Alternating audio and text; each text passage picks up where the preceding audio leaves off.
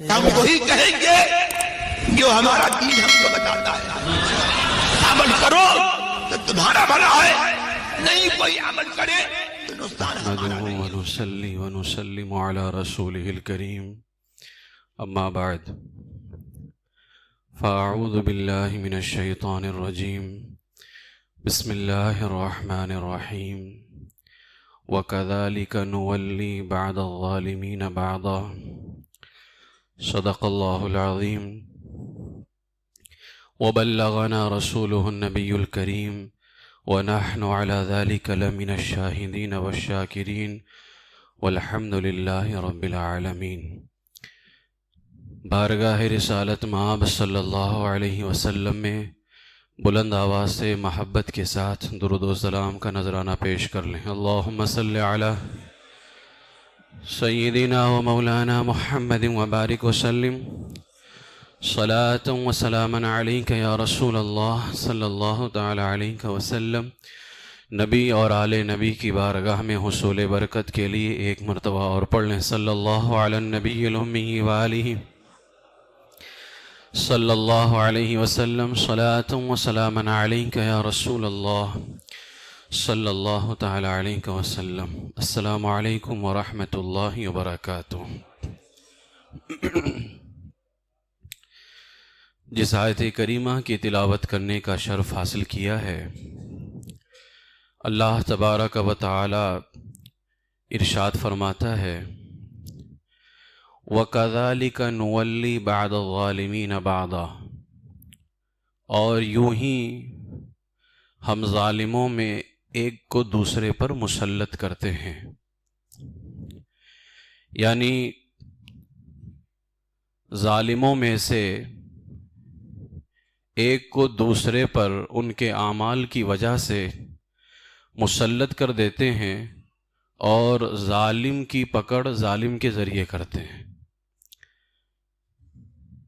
اسی لیے حضرت فضیل بن عیاض رضی اللہ تعالیٰ عنہ فرماتے ہیں، جب تو ایک ظالم کو دوسرے ظالم سے انتقام لیتا ہوا دیکھے، آج تینوں ملکوں کی جو جنگ ہے تینوں ظالم ہیں، اس میں سے کوئی کسی کا ہمدرد نہیں ہے، نہ کوئی اسلام اور مسلمانوں کا ہمدرد ہے. ایسے موقع پر یہ آیت کریمہ جو ہے ہمارے لیے ایک طور سے درس ہے اس میں کہ اللہ تعالیٰ فرماتا ہے کہ ہم ظالم کی پکڑ ظالم کے ذریعے کرتے ہیں. یعنی جب کسی کا ظلم عروج پر ہوتا ہے تو اس کو برباد کرنے کے لیے ہم دوسرے ظالم کو مسلط کر دیتے ہیں. حضرت فضیل بن عیاض رضی اللہ تعالیٰ عنہ فرماتے ہیں، جب تو ایک ظالم کو دوسرے ظالم سے انتقام لیتا ہوا دیکھے، بدلہ لیتا ہوا دیکھے، تو پھر تو ٹھہر جا اور تعجب سے یہ تماشا دیکھ. یعنی وہاں کسی کے لیے تو ہمیں دعا کی ضرورت ہی نہیں ہے، پھر وہاں تم تماشا دیکھو اور اللہ تبارک و تعالیٰ کی قدرت کا کرشمہ دیکھو کہ وہ ایک ظالم کو دوسرے ظالم کے ذریعے سے ہلاک فرماتا ہے. اسلام میں سب سے پرانا اور گمراہ فرقہ شیعہ ہے، اور اس فرقے کو بنایا اسی لیے گیا تھا کہ امت مسلمہ کے ٹکڑے ٹکڑے کر دیے جائیں. شیعہ فرقے کا بانی، اس کو بنانے والا، اس کو پیدا کرنے والا کون ہے؟ عبداللہ بن سبا یہودی.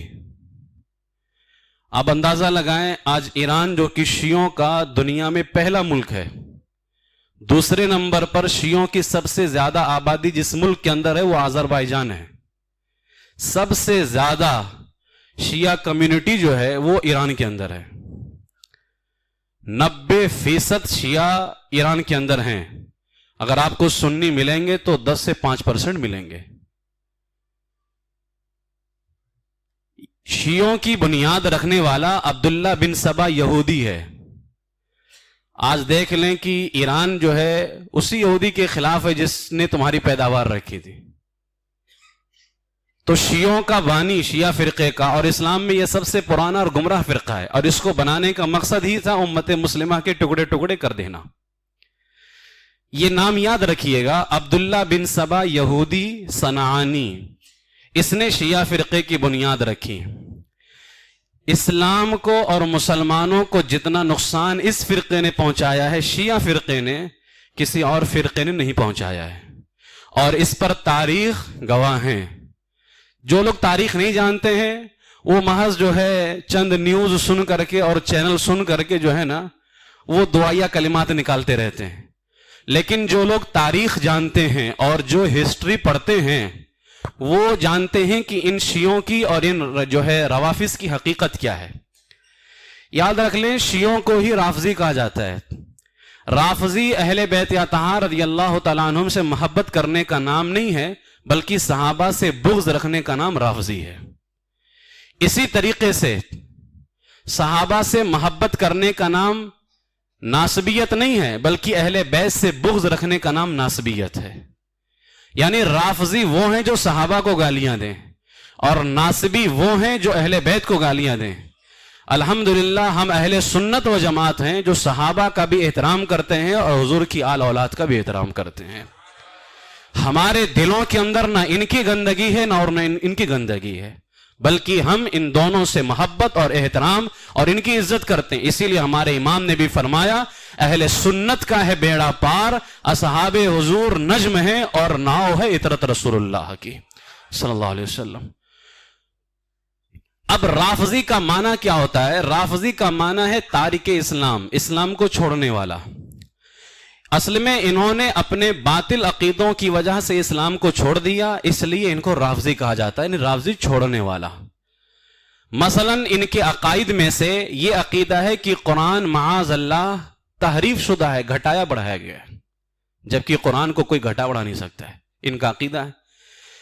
معاذ اللہ یہ حضرت مولا علی رضی اللہ تعالیٰ عنہ کی الوہیت یعنی اللہ ہونے کے قائل ہیں۔ ام المومنین عائشہ صدیقہ رضی اللہ تعالی عنہ ہماری امی جان پر زنا کی تہمت لگاتے ہیں۔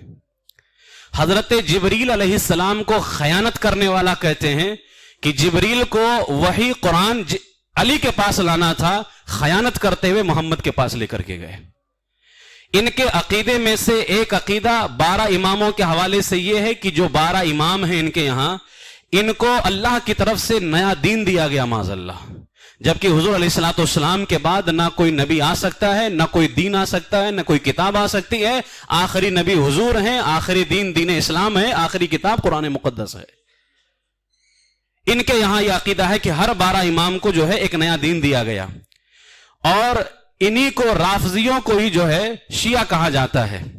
اور جب ان کو موقع ملتا ہے یہ رافضیت کا اظہار کرتے ہیں، ورنہ یہ تقیہ کرتے ہیں، کیونکہ ان کے یہاں تقیہ جو ہے عبادت ہے، یعنی چھپانا کسی چیز کو، یہ ان کے یہاں عبادت ہے۔ اسلام دشمنی ان کے اندر اتنی زیادہ ہے، آج میں کچھ تاریخ پیش کروں گا، اور جو ہمارے نوجوان بچے ہیں ان کے جو ہے ان کی نگاہوں سے میں کچھ پردے ہٹانا چاہتا ہوں۔ ایران اس وقت جو جنگ چل رہی ہے، آخر کس کی جنگ ہے وہ؟ کیا ایران امریکہ کے خلاف لڑ رہا ہے یا ایران اسرائیل کے خلاف لڑ رہا ہے؟ ہرگز نہیں۔ ایران اگر لڑ رہا ہے تو اسلام کے خلاف لڑ رہا ہے۔ اس کی میں چند مثالیں ابھی آپ کے سامنے پیش کرتا ہوں۔ ابھی اس وقت 2026 عیسوی چل رہی نا، 2026، 909 عیسوی میں تاریخ میں جب پہلی بار کسی حکومت نے خلافت عباسی خلافت کو ماننے سے انکار کیا اور خود خلافت کے قیام کا اعلان کیا، وہ مغرب کی پہلی شیعی عبیدی حکومت تھی، اور اس کا پہلا حاکم تھا عبید اللہ بن حسین المہدی۔ اس نے اپنے کو مسلمانوں کا خلیفہ اعلان کیا، جبکہ مسلمانوں کی خلافت عباسیہ موجود ہے۔ خلافت عباسیہ کا انکار کر کے اس بندے نے اپنی خلافت کا اعلان کیا، اور اس طرح سے 909 عیسوی میں تاریخ میں پہلی بار اسلام کا اتحاد ٹکڑا ٹکڑا ہوا ہے، اور اس کو لایا ہی اسی لیے گیا تھا۔ عبداللہ بن سبا یہودی نے شیعہ فرقے کی بنیادی ہی امت مسلمہ کو توڑنے کے لیے کی تھی، اور وہ یہاں پر ہوا۔ اسی طریقے سے 930 عیسوی میں ابو طاہر سلیمان بن حسن قرمطی نے مکہ مکرمہ پر حملہ کیا، اور مکہ والوں کے سمیت 30,000 حاجیوں کو خانہ کعبہ کے پاس قتل کیا، مسلمان عورتوں اور بچوں کو قید کیا، خانہ کعبہ کے دروازے کو اکھاڑ لیا اور حجر اسود کو چرا کر کے لے کر کے گیا۔ تاریخ اٹھا کر کے دیکھیے، ابو طاہر سلیمان قرمطی کون ہے؟ شیعہ خاندان سے ہے۔ اسی طریقے سے 10ویں صدی عیسوی میں بغداد پر حملہ کر کے بغداد پر قبضہ کرنے والے خلافت بنو عباسیہ، اس وقت بغداد پر قبضہ خلافت بنو عباسیہ کا تھا، بغداد پر حملہ کر کے بغداد پر قبضہ کرنے والے کون لوگ تھے؟ بنو بوئے کی اولادوں میں سے تھے، اور بنو بوئے شیعہ خاندانوں میں سے ہے۔ اسی طریقے سے 14 اکتوبر 1092 عیسوی میں مشہور سلجوقی وزیر، یہ سلجوقی وزیر اسلامی حکومت ہے، سلجوقی وزیر نظام الملک کو قتل کرنے والا شخص باطنی نام کا شیعہ تھا۔ اسی طریقے سے 19 اگست 1135 عیسوی میں عباسی خلیفہ المسترشد باللہ کو قتل کرنے والا اور اس کا پھر مسلح کرنے والا، اس کے ہاتھ پاؤں ناک کان کاٹنے والا یہ شیعہ تھا۔ اسی طریقے سے 1174 اور 1175 عیسوی میں شیعہ نے 2 مرتبہ فاتح بیت المقدس حضرت سلطان صلاح الدین ایوبی کو قتل کرنے کی کوشش کی۔ یہ سب لوگ شیعہ تھے، یہ تاریخ اٹھا کر کے دیکھ لیں، یہ نام اگر نام ملے تو پھر بتائیں۔ اسی طریقے سے عثمانی خلافت، کون نہیں جانتا ہے عثمانی حکومت جو رہی ہے، ترکی کی حکومت، یورپ کے اندر جب ٹرکی کے اندر عثمانیوں کی پوری خلافت قائم ہو گئی اور حجاز مقدس کے اندر یہ حکومت، عثمانی حکومت جو ہے یہ یورپ کے اندر بڑھ رہی تھی۔ یورپ کے اندر عثمانی حکومت کی فتوحات کو روکنے والا کون تھا جانتے ہو؟ شاہ اسماعیل صفوی تھا۔ یہ شاہ اسماعیل صفوی کون ہے؟ یہ اسی نے ایران کے اندر جبکہ سنیت زیادہ تھی، انشاءاللہ تعالیٰ ایک موضوع میں اس پر قائم کروں گا، ایران سنیوں سے شیعوں کے ہاتھ میں کیسے آیا ہے۔ ایران کے اندر جو ہے سنیت کی تعداد اتنی زیادہ تھی کہ اسی ایران کے اندر شیعہ اقلیت کے اندر تھے، یعنی اقلیت کسی ملک کے اندر اس قوم کو کہا جاتا ہے جس کی کوئی حیثیت نہیں ہوتی ہے، یہ ایران کا حال تھا۔ لیکن شاہ اسماعیل صفوی کے آنے کے بعد میں جو ہے نا ایران کے اندر سنیت کو ختم کیا گیا اور لاکھوں کی تعداد کے اندر اس نے سنیوں کا قتل عام کیا اور ایران کے اندر شیعہ کو غلبہ دینے کی کوشش کی ہے۔ تو اس مردود کے دور کے اندر جو ہے یورپ کی سرزمین پر عثمانی خلافت آگے بڑھتی، مسلمانوں کی حکومت، اس نے وہاں پر روکا اور عثمانی خلافت کو یورپ کے اندر بڑھنے نہیں دیا۔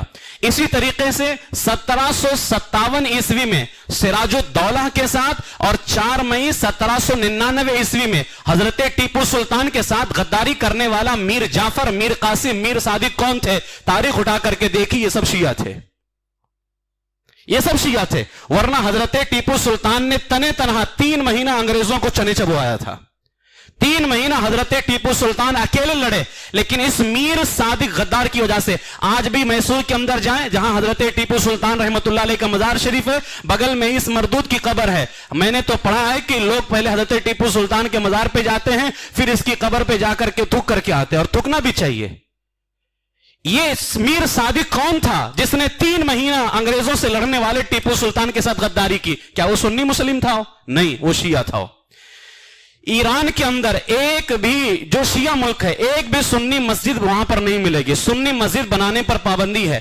باقاعدہ ایران کا جو دارالحکومت ہے، کیپٹل ہے تہران کے اندر ایک سنی مسجد تھی، 2015 عیسوی کے اندر اس مسجد کو ڈھایا گیا ہے۔ آپ نیٹ پر جا کر کے چیک کر لیجئے، ساری تاریخ وہاں پر موجود ہے۔ یہ ایران کا حال۔ اگر آج ایران اتنا ہی مسلمانوں کا ہمدرد ہے تو 2015 عیسوی کے اندر ایران میں سنی مسجد کو ڈھایا کیوں گیا؟ سنی مسجد کو گرایا کیوں گیا؟ اگر تمہارے اندر اتنی ہمدردی تھی تو یہ مسلمانوں کی جنگ نہیں ہے۔ اب میں یہاں پر کچھ تاریخیں بہت ہی اختصار کے ساتھ پیش کرتا ہوں، انشاءاللہ تعالیٰ پھر ایک عنوان جو ایران کے اندر سنیت سے شیعیت کیسے آئی ہے، وہاں جو سنی حکومت تھی، سنی غلبہ تھا، پھر یہ شیعوں کے ہاتھ میں کیسے آیا، انشاءاللہ تعالیٰ اس پر گفتگو کریں گے۔ شیعہ وہ بدترین قوم ہے کہ تاریخ میں اس نے کبھی بھی کافروں کے خلاف جہاد نہیں کیا، بلکہ ہمیشہ کافروں کے ساتھ مل کر کے مسلمانوں کی پیٹھ پر حملہ کیا۔ شیعہ وہ بدترین قوم ہے جس نے صحابہ کرام رضی اللہ تعالیٰ عنہم کے زمانے سے دہشت گردی شروع کر رکھی، آج سے نہیں۔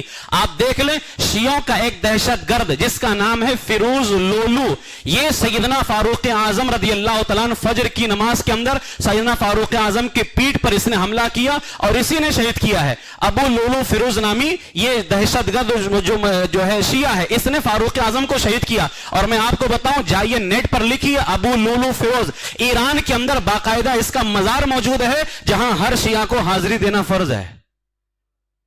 ایران میں یہ ابو لولو کا مزار موجود ہے جو فاروق اعظم کو شہید کرنے والا ہے۔ اسی طریقے سے شیعہ ہی وہ بدترین قوم ہے جس نے سیدنا عثمان غنی رضی اللہ تعالیٰ عنہ کو گھیر کر کے شہید کیا، کیونکہ سیدنا عثمان غنی کو شہید کروانے والوں میں عبداللہ ابن سبا یہودی کا ہاتھ تھا، اور ابھی میں نے بتایا کہ شیعہ کی بنیاد رکھنے والا عبداللہ بن سبا یہودی ہے۔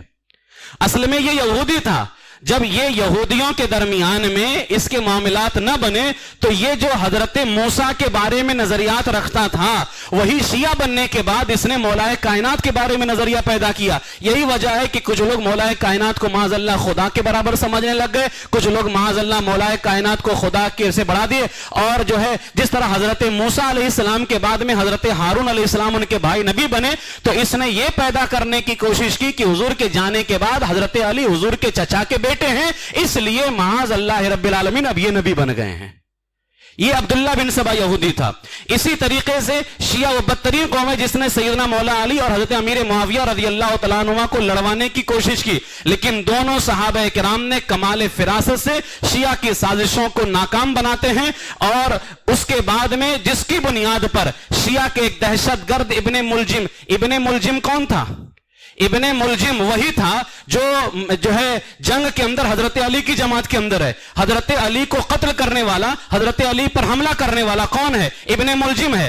آخر آج تک جو ہے یعنی ایک جنگ ہو گئی حضرت امیر معاویہ سے جس کے اندر وہ صحابی رسول ہیں، ان کا احترام واجب ہے۔ آج شیعہ جب دیکھو امیر معاویہ پر اعتراض، امیر معاویہ کو برا کہنا جبکہ وہ صحابی رسول ہیں۔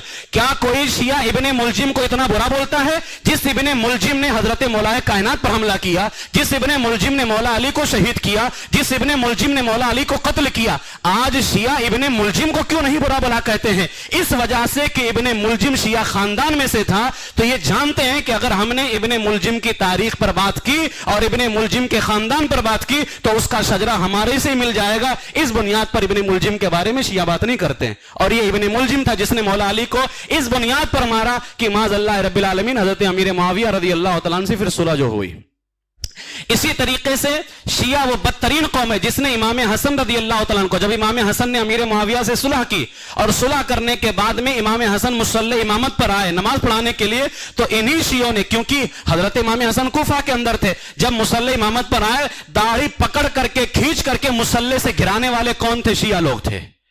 یہ شیعہ وہ بدترین قوم ہے جس نے امام حسین رضی اللہ تعالیٰ عنہ اور اہل بیت اطہار کو میدان کربلا میں بلانے والے تھے، اور پھر عبید اللہ ابن زیاد آیا، اس کے ڈر کی وجہ سے یہ سارے کے سارے پھر گئے۔ تو تم نے ہی تو خط دے کر کے بلایا تھا کربلا میں امام حسین رضی اللہ تعالیٰ عنہ کو، تو تمہیں ساتھ دینا چاہیے تھا، لیکن عبید اللہ ابن زیاد کے ڈر کی وجہ سے تم نے امام حسین کا ساتھ چھوڑا اور امام حسین کو اور ان کے بچوں کو شہید کروایا۔ تو کیا یہ صحابہ وہاں پر موجود تھے؟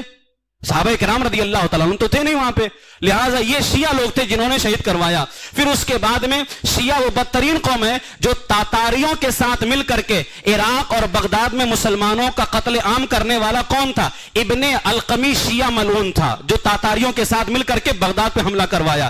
اسی طریقے سے خلیفہ وقت کو گھوڑوں سے انہوں نے جو ہے نا پاؤں سے روندا اور شہید کیا۔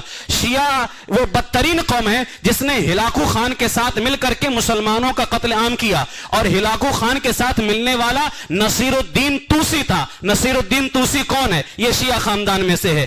شیعہ وہ بدترین قوم ہے جنہوں نے مسلمانوں کے خلاف انگریزوں سے مل کر کے فاطمی شیعہ ملعون اتحاد بنانے والے تھے، اور شیعہ وہ بدترین قوم ہے کہ انہوں نے فلسطین پر انگریزوں کے حملے میں، جب فلسطین پر صلیبیوں نے عیسائیوں نے حملے کیے تو فلسطین پر عیسائیوں کے حملے میں ان کی مدد کرنے والا، یعنی فلسطین پر عیسائی حملہ کر رہے ہیں۔ اب عیسائیوں کا دین تو الگ ہے نا، اگر شیعہ یہ کہتے ہیں کہ ہم مسلمانوں کی جو ہے ہمدردی میں اٹھے ہوئے ہیں. تو جب فلسطین پر عیسائی حملہ کر رہے تھے تو فلسطین پر عیسائیوں کے حملے کے وقت میں احمد بن عطا ان کی مدد کرنے والا عیسائیوں کی کون تھا؟ احمد بن عطا یہ شیعہ خاندان میں سے تھا. تو مردودو تمہاری کہاوت تو ہر جگہ ایک ہے، جہاں مسلمانوں پر حملہ کیا گیا وہاں تم نے غیروں کے ساتھ مل کر کے. اسی لیے ہمارے علماء نے مفسرین نے فرمایا ہے جب بات مسلمانوں کے خلاف کی آتی ہے الکفر ملت واحدہ، کفر ساری کی ساری ایک ملت ہوتی ہے، وہ انگریز ہوں، وہ عیسائی ہوں، وہ یہودی ہوں، وہ شیعہ ہوں، یہ کچھ بھی ہوں، یہ سب ایک پلیٹ فارم پر آ کر کے اسلام اور مسلمانوں کے خلاف جنگ کرتے ہیں. فلسطین میں حملہ کیا جا رہا ہے، احمد بن عطا شیعہ ہے، یہ وہاں آ کر کے مدد کر رہا ہے. اسی طریقے سے شام کے اندر ہلاکو خان جب گیا ہے شام، ملک شام کے اندر، وہی ملک شام جہاں کے بارے میں ہمارے آقا نے فرمایا اللہم بارک لنا فی شامنا، اے اللہ ہمارے ملک شام میں برکت عطا فرما. جب ہلاکو خان ملک شام میں حملہ کرنے گیا تو ہلاکو خان کا ملک شام میں استقبال کرنے والا کون تھا؟ کمال الدین بن بدر التفلیسی. یہ کون تھا؟ یہ شیعہ خاندان سے تھا. ہلاکو خان کا استقبال ملک شام کے اندر کیا. اسی طریقے سے یمن کے اندر، یہ یمن کیا ہے؟ میرے آقا نے یمن کے بارے میں دعا فرمائی اللہم بارک لنا فی یمننا، اے اللہ ہمارے ملک یمن میں برکت عطا فرما. یمن کے اندر اسلامی مراکز اور مسلمانوں کا قتل عام کرنے والا حوثی شیعہ کون ہے؟ یہ کون ہے؟ یہ تمہارے خاندان سے ہے. اسی طریقے سے عراق پر امریکی حملے کو خوش آمدید کہہ کر کے ان کی مدد کرنے والے سیستانی اور نور المالکی کون ہے؟ عراق پر جب صدام حسین کا ان کو تو قتل کیا، اور صدام حسین جو تھا عراق کا جو پریزیڈنٹ تھا اس کو قتل کرنے والے اور امریکہ کے حوالے کرنے والے کون تھے؟ یہی خامنائی کا باپ خمینی تھا. ان لوگوں نے مل کر کے، ایرانیوں نے مل کر کے صدام حسین کو امریکیوں کے حوالے کیا ہے اور اس کو پھانسی کے پھندے تک یہ لوگ لے کر کے گئے. آج اگر صدام حسین ہوتا تو یہ حالت ایران کی نہیں ہوتی تھی، یہ حالت نہیں ہوتی تھی عراق کا بھی. لیکن ایرانیوں نے مل کر کے صدام حسین کے، کیونکہ یہ صدام حسین سنی مسلم تھا، تو ان شیعوں نے مل کر کے جو ہے نا اس کو امریکیوں کے حوالے کیا.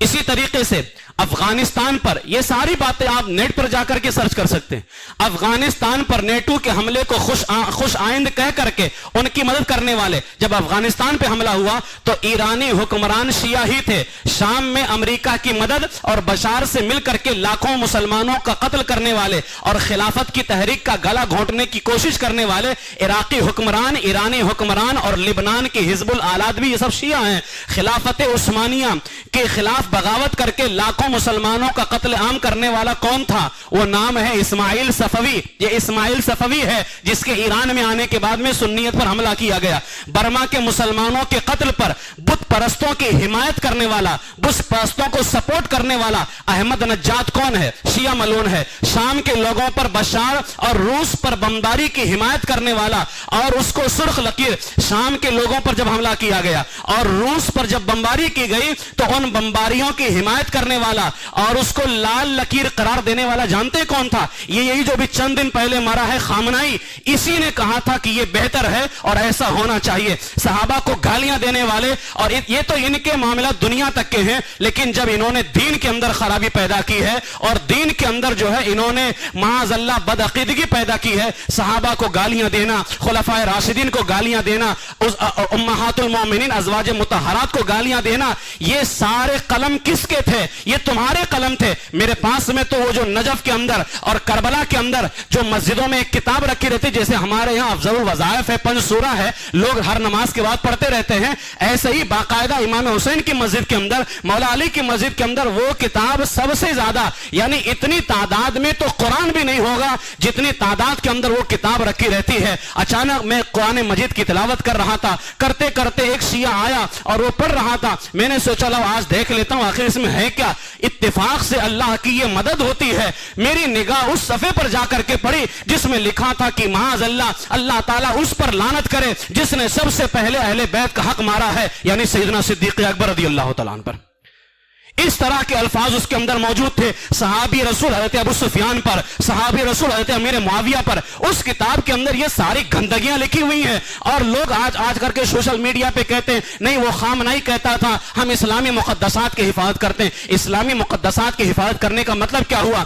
اگر تم مسلمانوں کے مقدسات کو احترام سے مانتے ہو, ان کی عزت کرتے ہو, تو جن کتابوں کے اندر گالیاں لکھی گئی ہیں ان کتابوں کو جلا دو, کیونکہ تمہاری حکومت ہے. اگر اتنا ہی احترام ہے اسلام اور مسلمانوں کا تو جو باتیں اسلام اور مسلمانوں کے خلاف ہیں ان کو ختم کر دیا جائے نا. لیکن تم نے باقی رکھا ہے. اصل میں یہ سارا معاملہ جو ہے صرف اور صرف سیاست ہے, پولیٹیشن ہے, اور ان کی گندگیاں ایک ہیں. جب اسلام اور مسلمانوں کے خلاف بات آتی ہے یہ سارے کے سارے کھڑے ہو جاتے ہیں. اب ذرا میں نے آپ کے سامنے دنیاوی اعتبار سے ان کی ایک تاریخ پیش کی ہے. انشاءاللہ تعالی مکمل جو ہے حوالوں کے ساتھ میں پھر کبھی ہم اس پر پیش کریں گے ایران میں سنی سے شیعہ کیسے ہوئے. اب یہاں پر کچھ میں حضرت سیدہ عائشہ صدیقہ رضی اللہ تعالیٰ عنہ, میرے آقا علیہ السلام کی 11 ازواج ہیں, ان میں سے ایک نام حضرت سیدہ عائشہ صدیقہ کا ہے اور ایک نام حضرت حفصہ رضی اللہ تعالیٰ عنہ کا ہے. اور یہ دونوں کس کی بیٹیاں ہیں؟ حضرت عائشہ ابو بکر صدیق رضی اللہ تعالیٰ عنہ کی بیٹی ہیں, حضرت حفصہ حضرت فاروق اعظم کی بیٹی ہیں. اب ان دونوں صحابہ سے ان شیعوں کو اتنا بغض ہے کہ ان دونوں کی بیٹیوں سے بھی معاذ اللہ رب العالمین انہوں نے بغض رکھا. اور اپنی کتابوں کے اندر جانتے ہیں کیا لکھا؟ باقاعدہ ان کا جو مولوی ہے حیات القلوب ملا باقر مجلسی کی کتاب حیات القلوب کے اندر جلد 2 صفحہ 742 پر اس نے باقاعدہ ایک چیپٹر قائم کیا. جانتے ہیں چیپٹر کیا ہے؟ چیپٹر یہ قائم کیا عائشہ اور حفصہ کے بدبختانہ حالات کے بیان میں. معاذ اللہ, یعنی وہ اتنی بدبخت معاذ اللہ صدبار معاذ اللہ کہ یہ مردود جو ہے چیپٹر قائم کر رہا ہے ملا باقر مجلسی شیعہ. اور اس کتاب کے اندر اس نے معاذ اللہ بار بار ان دونوں ماؤں کو منافقہ لکھا. پھر اسی جلد کے اندر معاذ اللہ اس نے یہ لکھا صدبار معاذ اللہ کہ ان دونوں نے رسول پاک کو زہر دے کر کے شہید کیا تھا, صرف یہ ان دونوں صحابہ سے بغض کی بنیاد پر.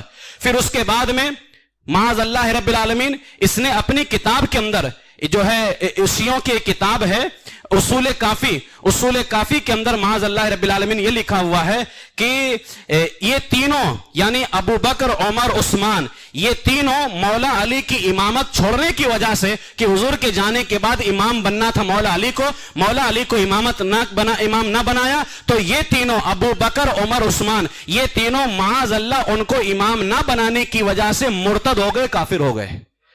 یہ شیعوں کی کتاب ہے.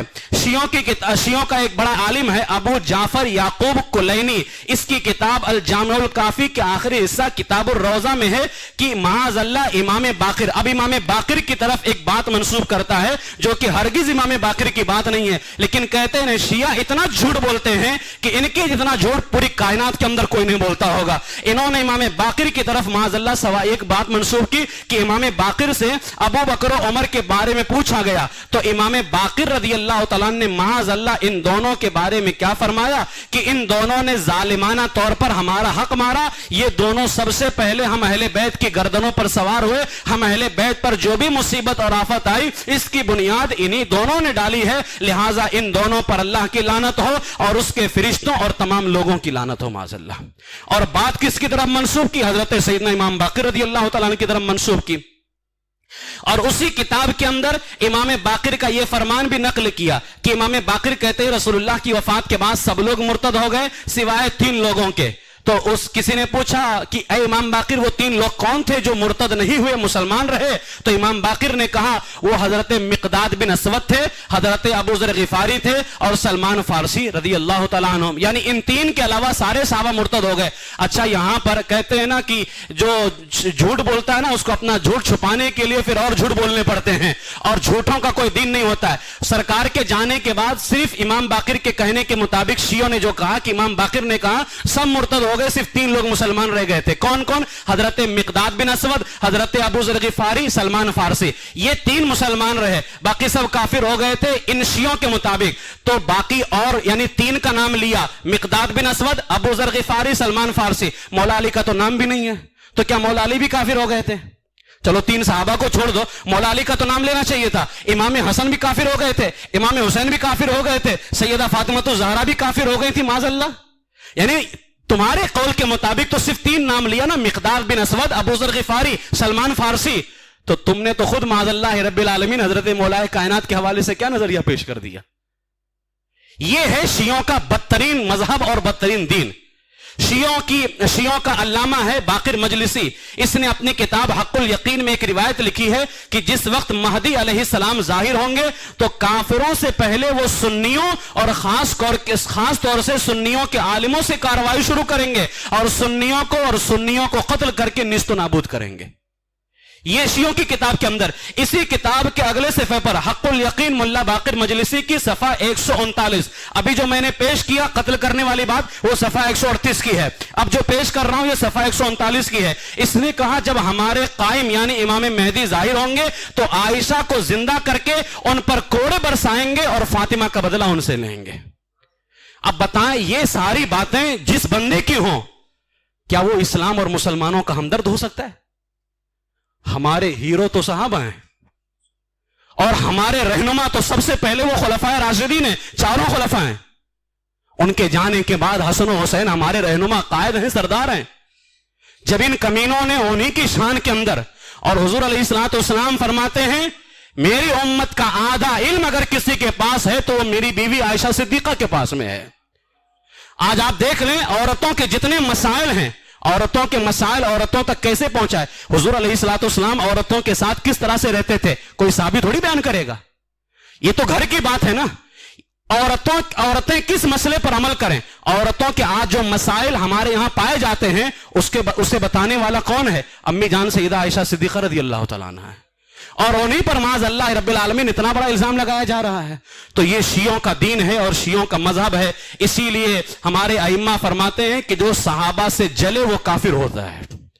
جو صحابہ، قرآن میں اللہ نے فرمایا لیغیظ بہم الکفار، جو صحابہ سے جلے وہ کافر ہوتا ہے. اسی لیے شیعہ جو ہے نا یہ جو ہے مسلمان نہیں ہوتے ہیں. اور میں آپ کو بتا دوں جب ایران نے حملہ کیا، ابھی وہ مرا ہے کیا نام، خامنائی کے مرنے پر ہمارے مسلمان تعزیت نامے پیش کر رہے ہیں، ارے وہ شہید ہے تو یہ ہے تو وہ.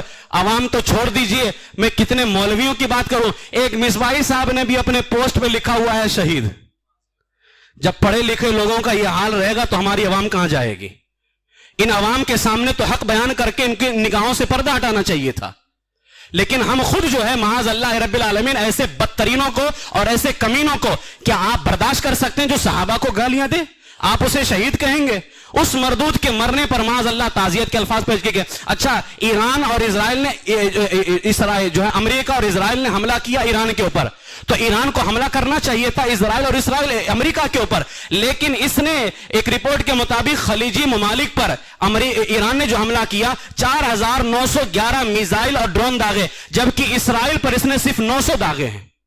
اور جو عرب ممالک ہیں، قطر وغیرہ ہے، دبئی ہے، سعودیہ ہے، ان ممالک کے اوپر اس نے 4911 میزائل داغے ہیں، جبکہ اسرائیل کے اوپر ایران نے صرف 900 میزائل داغے. تو تجھ پر حملہ اور تیری کٹائی تو ایران اور جو ہے نا امریکہ کر رہے تھے، جو ہے اسرائیل اور امریکہ کر رہے تھے. تجھے جتنا برسانا چاہیے تھا وہ تو تجھے امریکہ اور اسرائیل پر برسانا چاہیے تھا. ایران نے آخر ان خلیجی ممالک پر حملہ کیوں کیا؟ آخر سعودیہ سے ہمارے اختلافات لاکھ ہیں، انہوں نے صحابہ کی گستاخی کی، صحابہ کے مزار کو ڈھایا. لیکن سعودیہ کی طرف کسی میزائل کا رخ کرنا، سعودیہ لاکھ اپنی جگہ پر کچھ بھی ہو لیکن وہ وہی سرزمین ہے جہاں حرم کعبہ بھی ہے اور حرم مدینہ شریف بھی ہے، اس کی طرف میزائل کا رخ نہیں کیا جاتا ہے. مسلمان جب ادھر نگاہ اٹھاتا ہے تو ہاتھ جوڑ کر کے کھڑا ہو جاتا ہے کہ یہاں ہمارے آقا علیہ الصلوۃ والسلام کا روزہ شریف ہے. لیکن ایران نے ادھر میزائل کا رخ کیوں کیا؟ اس کی دشمنی ایران کی دشمنی نہ امریکہ سے ہے نہ اسرائیل سے ہے. اصل میں یہ ایران جو اسلام اور مسلمانوں کے سب سے بڑے دشمن ہیں، یہ جانتے ہیں کہ اسلامی مسلمانوں کا سب سے بڑا اگر سرمایہ کہیں پر ہے تو وہ یا تو مکہ شریف کے اندر ہے یا تو مدینہ شریف کے اندر ہے. ہماری سب سے بڑی دولت وہیں پر موجود ہے. لہٰذا اسی کو، ظاہر سی بات ہے جب تو ادھر نشانہ بنائے گا تو یہ ظالم تو اور ہیں اسرائیل اور امریکہ، یہ ادھر نشانہ بنائیں گے تو کس مقدس سرزمین کو تم نے نشانہ بنایا؟ وہ مقدس سرزمین جہاں میرے آقا علیہ الصلوۃ والسلام کی ولادت ہوئی ہے اور جہاں آج حضور تاجدار مدینہ صلی اللہ تعالیٰ علیہ وسلم آرام فرما ہے. تو اس بنیاد پر یہ ان کی چند تاریخیں میں نے آپ کے سامنے پیش کی ہیں. اور ابھی جو ایران نے 10 شرطیں رکھی ہیں، وہ 10 شرطوں کے اندر میں ان لوگوں سے پوچھنا چاہتا ہوں، ہمارے جو جاہل خطیب مقرر تھے کہ ہم ایران کا ساتھ دیں گے کیونکہ وہ مظلوموں کا بدلہ لے رہا ہے، غزہ کا بدلہ لے رہا ہے. 10 شرطوں میں غزہ کا نام کہاں ہے؟ 10 شرطوں میں غزہ کا نام کہاں ہے؟ یہ ایران کی دشمنی ہے. وہ جان رہا تھا کہ غزہ کی حمایت میں مسلمان کھڑے ہوئے، سنی مسلمان، اب اسرائیل پہ حملہ کرو، سارے سنی ہماری طرف ہو جائیں گے. اور ہوا بھی یوں ہی جو وہ چاہ رہا تھا. اس لیے میرے عزیزو اپنے ایمان کی حفاظت کرو. یہ تھوڑی باتوں میں نا اعلیٰ حضرت فرماتے ہیں شیعوں میں مسلمان کو تلاش کرنا ایسے ہی ہے جیسے کالے کووں میں سفید کوے کو تلاش کرنا ہے. ٹھیک ہے، جیسے کالے کووں میں سفید کوا نہیں ملتا ہے، ایسے شیعوں میں مسلمان نہیں ملتا ہے. اس لیے اپنے ایمان و عقیدے کی حفاظت کریں. اور یہ ان کی جنگ ہے، مرنے دو جو کر. جب ظالم، اللہ تعالیٰ نے فرمایا نا میں ظالموں کو آپس میں ہی ہلاک کر دیتا ہوں. دعا کرو اللہ تعالیٰ ان دونوں کو ہلاک فرمائے، اسلام اور مسلمانوں کی مدد فرمائے. ٹھیک ہے، اللہ تبارک و تعالیٰ اہل سنت و جماعت پر ہمیں قائم رکھے اور اسی پر ہمارا خاتمہ نصیب فرمائے. السلام علیکم ورحمۃ اللہ وبرکاتہ.